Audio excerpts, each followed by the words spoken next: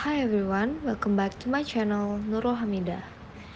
Video ini berisi tentang cara mudah belajar modal auxiliary bagi pemula. So let's get started. Modal auxiliary verbs, or simply modal verbs, are a type of auxiliary verb used to express modality, the speaker's attitude towards the likelihood, necessity, or the possibility of an action or situation.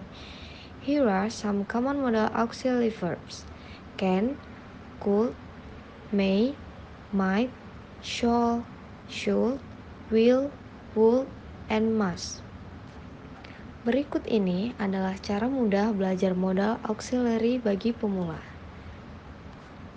Yang pertama, kalian harus memahami fungsi masing-masing modal verb. Can, menyatakan kemampuan atau izin. For example, I can speak English. Could digunakan untuk menyatakan kemampuan di masa lalu atau sebagai bentuk sopan. For example, could you pass me the salt please? Yang kedua, kenali penggunaan modal verbs pada tenses. Modal verbs tidak memiliki bentuk waktu, past, present, future sendiri. Jadi mereka memerlukan bantuan verb lain untuk menentukan waktu. For example, I can swim or present versus I could swim when I was younger, past. Yang ketiga, perhatikan pola kalimat. Modal verb selalu diikuti oleh infinitive, to plus base form of the verb, kecuali untuk ought to yang diikuti oleh infinitive tanpa to. For example, she can speak Spanish versus she ought to study more.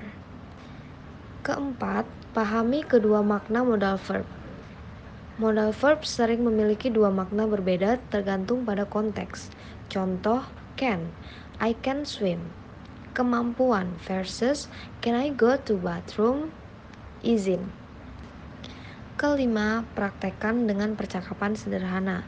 Latihan dengan teman atau berbicara sendiri dalam bahasa Inggris menggunakan modal verbs. For example, what can you do? I can play the guitar. Yang keenam, baca dan dengar banyak materi berbahasa Inggris. Baca buku, artikel, atau dengarkan lagu dalam bahasa Inggris untuk melihat bagaimana modal verbs digunakan dalam berbagai konteks. Yang ketujuh, gunakan sumber pembelajaran online. Sumber-sumber online seperti video pembelajaran, kursus daring, atau aplikasi pembelajaran bahasa Inggris. Yang kedelapan, bertanya pada guru atau pembimbing. Jika ada kesulitan atau pertanyaan, jangan ragu untuk bertanya pada guru atau teman yang lebih berpengalaman. 9. Ulangi materi secara berkala. Konsisten adalah kunci. Ulangi materi secara berkala untuk memperkuat pemahaman kamu. And the last is, ciptakan kalimat sendiri. Mencoba membuat kalimat sendiri dengan modal verbs untuk melatih pemahaman dan penggunaan dalam konteks nyata. Perlu diingat bahwa praktik konsisten sangat penting dalam mempelajari tata bahasa.